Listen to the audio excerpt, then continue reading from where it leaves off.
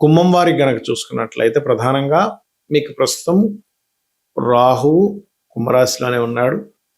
ఈ యొక్క రాహువు ధనిష్టా నక్షత్రం 4వ పాదంలోకి ఎంటర్ అవుతారు. రివర్స్లో తిరిగే ప్లానెట్స్ కదా ఇవి, ఛాయాగ్రహాలు కాబట్టి. ఆగస్టు 2వ తేదీ నుంచి నవంబర్ ఎండింగ్ వరకు రాశిలో కుజ నక్షత్రంలోకి ఎంటర్ అవుతున్నాడు. దాని తర్వాత 12వ భావంలో కుజ నక్షత్రంలోకి వెళ్తాడు. దాదాపుగా మీకు నవంబర్ ఎండింగ్ వరకు అక్కడ ఉండి అది ఏప్రిల్ వరకు ఉంటాడు అక్కడ. అయితే ఈ యొక్క నక్షత్ర మార్పు వల్ల మీకు కలిగే ఫలితాలు ఏమిటి, ఏ దేవతారాధన చేయాలి, ఎటువంటి విషయాల పట్ల మీకు జాగ్రత్తగా ఉండాలనేటువంటి అంశాలు చెప్తుంది నేనైనప్పటికీ చెప్పిస్తుంది సాక్షాత్ లలిత అమ్మవారిగా భావిస్తూ ఆ లలితాంబిక అమ్మవారి యొక్క అనుగ్రహం మీకు పరిపూర్ణంగా కలగాలని మనస్ఫూర్తిగా కోరుకుంటూ, ఇక్కడ ఎప్పుడైతే ఈ యొక్క కుజుడి యొక్క నక్షత్రం ఉందో ఇది ఇచ్చేటువంటి రిజల్ట్స్ ఏమిటి అని చెప్పి చూసుకున్నట్లయితే ప్రధానంగా గుర్తుపెట్టుకోండి, ఈ రాహువు ఎప్పుడైతే ఈ కాంబినేషన్స్లో ఉంటాడో, అంటే ఈ రాహువు యొక్క నక్షత్రం అంటే రాహువు వెళ్ళి కుజ నక్షత్రాల్లో ఉంటాడు, కొంచెం అంటే వ్యాపారంలో లేకపోతే ఎక్కువ డిజైర్స్ పెట్టుకొని లేకపోతే ఎక్కువ ఎక్స్పెక్టేషన్స్ పెట్టుకొని దానివల్ల స్ట్రెస్ అవుతూ ఉంటారు. అదేవిధంగా కొంచెం ఉద్యోగ సంబంధించిన విషయంలో కూడా కొద్దిగా స్ట్రెస్ అది ఉంటుంది. ఎంతైనా 3-10 అధిపతి కదా, కాబట్టి ఉద్యోగంలో కొన్ని వాగ్వివాదాలు ఏర్పడము, కొన్ని మిస్కమ్యూనికేషన్స్ ఏర్పడము, ఇటువంటివి ఏర్పడుతూ ఉంటాయి. కాబట్టి కొంచెం ఇంటర్వ్యూస్కి వెళ్ళినప్పుడు అది కొంచెం జాగ్రత్తగా ఉంటూ ఉండాలి. మరి ఇదే కుజుడు యొక్క నక్షత్రంలో 1-2 పాదాల్లో రాహు ఎప్పుడైతే ఎంటర్ అవుతాడో ఇది ఇచ్చేటువంటి రిజల్ట్ ఏమిటి అని చెప్పి చూసుకున్నట్లయితే ఇక్కడ కొంచెం మీరు ఖర్చుల విషయంలోని విదేశాలకి పంపిస్తుంటాయి కొన్ని కంపెనీస్, లేదా కొన్నిసార్లు ఎవరికో డబ్బులు కడతాం వాళ్ళు విదేశాలకు పంపించి అక్కడ ఏదో ఉద్యోగం ఇప్పిస్తానంటే ఆ యొక్క విషయంలో మాత్రం ఖచ్చితంగా కుంభరాశి వారు జాగ్రత్తగా ఉండాలి. కుంభలగ్నం వారు కావచ్చు, రాశి వారు కావచ్చు, ఇది ప్రధానంగా పెట్టుకోండి. అదేవిధంగా ఖర్చు పెట్టే విషయంలో, ఎందుకంటే 12వ స్థానంలో ఉండే రాహు కదా, కాబట్టి ఈ విషయంలో జాగ్రత్తగా ఉంటూ మీరు ఏదైనా సుబ్రహ్మణ్యేశ్వర స్వామి క్షేత్రాల్లో కానీ దుర్గాదేవి ఆలయాల్లో కానీ సేవ చేసుకున్నట్లయితే కూడా, అంటే అక్కడికి వెళ్ళి ఏదైనా ప్రసాదం పంచడం కావచ్చు, అక్కడ ఏదైనా కొంచెం క్లీన్ చేసేటువంటి వాటిలో ఏదైనా హెల్ప్ చేయడం కావచ్చు, అక్కడ ఏదైనా ఉత్సవాలు జరుగుతూ ఉంటాయి ఆ ఉత్సవాలకి మీ వంతు దాతగా మీరు ఏం చేయగలుగుతారో చేసినట్లయితే, ముఖ్యంగా మనంతట మనం వెళ్ళి అక్కడ కష్టపడాలి, డబ్బులు ఇవ్వడం కాదు, అలా గనక చేసినట్లయితే ఖచ్చితంగా మీకు ఈ ప్రభావం తగ్గుతుంది. మరియు గోశాలకు వెళ్ళి కాస్త గోవులకి క్యారెట్స్ మరియు అదేవిధంగా బెల్లపు ఉండలు ఒక 4 ఉండలు ఇచ్చినట్లయితే కూడా అన్ని విధాలా బాగుంటుంది. మరియు కాస్త ఈ 12వ భావంలోకి ఎప్పుడైతే కుజ నక్షత్రంలోకి రాహు ఎంటర్ అవుతుందో వివాహ జీవితం విషయంలో కొద్దిగా జాగ్రత్తగా ఉండాలి. మనకి జ్యోతిష్శాస్త్రంలో కాంబినేషన్స్ ఆఫ్ ప్లానెట్స్ అని ఉంటాయి, పర్మిటేషన్స్ అండ్ కాంబినేషన్స్ అంటూ ఉంటారు. అంటే 2 యోగించే గ్రహాలు, ఆ లగ్నానికి యోగించే గ్రహాలు 2 కలయిక వల్ల ఒక యోగం, ఆ లగ్నానికి అవయోగ గ్రహాల వల్ల యోగం, 2 శుభగ్రహాల వల్ల ఒక యోగము, లేదా 2 పాపగ్రహాల వల్ల ఒక యోగం ఏర్పడుతూ ఉంటుంది.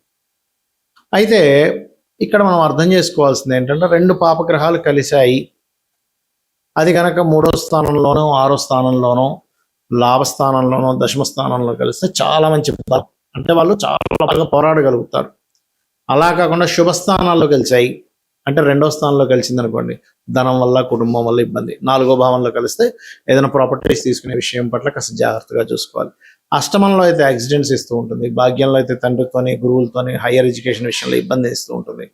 12వ భావంలో కనుక 2 పాపగ్రహాలు కలిస్తే వివాహ సంబంధించిన అంటే వివాహ జీవితం మీద ఎఫెక్ట్ చూపిస్తూ ఉంటుంది. అది మరి ఈ పాపగ్రహాల్లో ముఖ్యంగా సర్పదోషాన్ని ఇచ్చే గ్రహాలు, ఎందుకంటే రాహువు గనక కుజ నక్షత్రాల్లో ఉన్న కుజుడితో ఉన్న సర్పదోషము అంటూ ఉంటారు. మరి దీనికి ఏం చేయాలి, దీనికి మీరు చేయవలసింది ఏమిటి అంటే ఇప్పుడు ఆశ్లేష బలి అంటూ ఉంటారు. ఆశ్లేష బలి చాలా మంది తెలియక ఏమనుకుంటారు, ఆశ్లేష నక్షత్రంలో పుడితే ఆశ్లేష బలి చేయాలనుకుంటారు. కాదు, సర్పదోషం ఏర్పడినప్పుడు ఆశ్లేష బలి చేయాలి, గుర్తుపెట్టుకోండి. దానికి శాస్త్రంలో కుజరాహువుల కలయిక కానీ, కుజ శని యొక్క కలయిక కానీ, కుజ బుధ కలయిక కానీ, రవిరాహు కూడా సర్పదోషమే కానీ కొంత పితృదోషాన్ని కూడా చూపిస్తూ ఉంటుంది. అదేవిధంగా శని కేతువులు మరియు బుధుడు కుజుడు, అదేవిధంగా శని రాహువు, ఇలాగా సర్పదోషాన్ని ఇచ్చేటువంటి కాంబినేషన్స్ కొన్ని ఉన్నాయి. అయితే ఇందులో తీవ్ర సర్పదోషం ఉందా లేకపోతే స్వల్ప సర్పదోషం ఉందా అనేది చూసుకోవాలి. మళ్ళీ కాలసర్ప దోషం కాదండి. కాలసర్ప దోషం అంటే కాలానికి సంబంధించింది, అది జాతకానికి చూడకూడదు. అన్ని గ్రహాలు మనకి ఒకవైపు అంటే పూర్తిగా రాహుకేతుల వైపు వచ్చేస్తే దాన్ని కాలసర్ప దోషం అంటూ ఉంటారు. అందుకే చూడండి, మనకి ఇప్పుడు కాలసర్ప దోషంలో ఉన్నందుకు, గురువు అతిచారంలో ఉన్నందుకు రకరకాల దేశాలకు యుద్ధాలు, గందరగోళాలు జరుగుతున్నాయి మనకి. రైట్. అయితే పర్సనల్ చార్ట్లో ఉండే సర్పదోషము ఏ రాసుల్లో ఉండే, శత్రుక్షేత్రాల్లో ఉంటే తీవ్రంగా ఉంటుంది, మిత్రక్షేత్రాల్లో ఉంటే అంత ప్రభావం ఉండదు. ఇది ఒక ఎత్తు. అయితే ఎంతసేపు సర్పదోషం ఉందనగానే భయపడ్డం కాదు, అసలు ఆ దోషం నిజంగానే మీకు పనిచేస్తుందా లేదా అనే విషయాన్ని తెలుసుకోగలగాలి. అంటే ఏమిటి, ఎలా తెలుసుకుంటాం అది? మీకు అసలు చిన్న ఎగ్జాంపుల్ చెప్తా చూడండి. ఒక ఊరికి ఒక సునామీ వచ్చింది, రైట్? ఆ సునామీ ఈయన పుట్టినప్పటి నుంచి 100 ఏళ్ల తర్వాత వస్తుందని ఆల్రెడీ ఫిక్స్ అయి ఉంది. ఈయన బ్రతకడం ఒక 90 ఏళ్ళు బ్రతికాడు ఒక మనిషి. 100 ఏళ్ల తర్వాత సునామీ వస్తే ఏమవుతుంది? ఈయనకి ఏముండదుగా. అలా కాకుండా ఈ జీవుడు పుట్టిన ఒక 20 ఏళ్ళకి అదే ఊర్లో ఉంటాడు, సునామీ వచ్చింది, ఆ సముద్ర పొట్టునే ఉంటాడు, అప్పుడు ఎఫెక్ట్ ఉంటుంది. అంటే మీరు మీ జీవితంలో మీ మహాదశలు, అంతర్దశలు ఎప్పుడు ఇండికేట్ చేస్తున్నాయి ఈజ్ మోస్ట్ ఇంపార్టెంట్. లేదా చిన్నప్పుడు అండి మేము సముద్ర పొడ్డున ఉండేవాళ్ళము, సునామీ వస్తుందని హెచ్చరిక వల్ల మా వాళ్ళు నన్ను చిన్న పిల్లల్ని అప్పుడు తీసుకుని వెళ్ళే వేరే ఊరికి, అందులో మా ఊరు సునామీ వచ్చిపోయింది అంటూ ఉంటారు. అంటే ఏమిటి, దాని అర్థం ఏమిటి?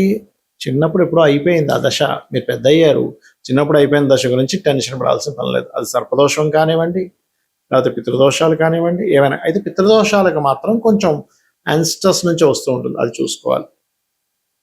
అంటే దీన్ని బట్టి మనం అర్థం చేసుకోవాల్సింది ఏంటి, మహాదశ ఇండికేట్ చేస్తుందా లేదా మీకు సర్పదోషాన్ని ఈజ్ మోస్ట్ ఇంపార్టెంట్.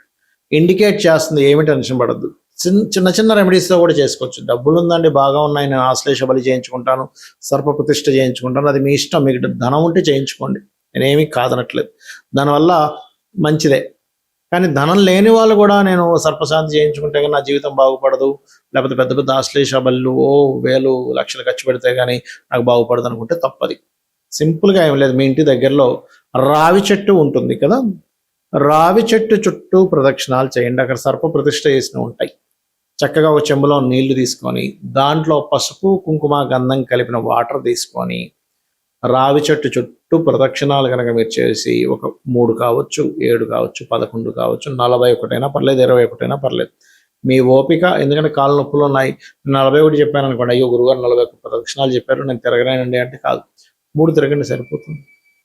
అలా ప్రదక్షిణం చేసి చక్కగా ఆ యొక్క చెట్టు కింద ఉండేటువంటి, ఆ వృక్షం కింద ఉండేటువంటి సర్ప వాటికి అభిషేకం చేయండి. ఖచ్చితంగా మీరు ఏదైతే సర్పదోషం ఉందని బాధపడుతున్నారో, ఏ పనులు అవ్వట్లేదని టెన్షన్ పడుతున్నారో, ఎందుకంటే అది ఒక్కొక్క దగ్గర ఉంటే ఒక్కొక్క ఫలితాన్ని ఇస్తూ ఉంటుంది. ఇప్పుడు ధనస్థానంలో ఇప్పుడు రాశిలో పడింది అనుకోండి సర్పదోషం, వాళ్ళకి విపరీతమైన కోపం, వాళ్ళు ఏం చేస్తుంటారో అర్థం కాదు, విపరీతమైన కోపాలు వచ్చేస్తుంటాయి వాళ్ళకి. అలా కాకుండా ధనస్థానంలోనూ కుటుంబ స్థానంలో అంటే కుటుంబంతో సరైన సపోర్ట్, కుటుంబ సపోర్ట్ వీళ్ళకి లేకపోవడం అలా వస్తూ ఉంటుంది.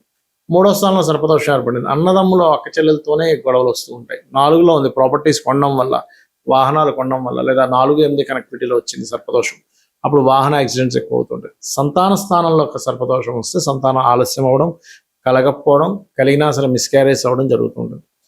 6లో ఉంటే పాపగ్రహాలు మంచిదే, కానీ శత్రు బాధ ఎక్కువగా ఉంటుంది. 7వ భావంలో ఉంటే వివాహం విషయంలో ఇబ్బందులు వస్తూ ఉంటాయి. 8వ భావంలో ఉంటే తాతగారు ఆస్తి విషయంలో సర్పదోషం ఏర్పడినప్పుడు తాతగారు ఆస్తి మీరు డైరెక్ట్గా తీసుకోకుండా దాన్ని అమ్మేసి కొనుక్కోవాలి.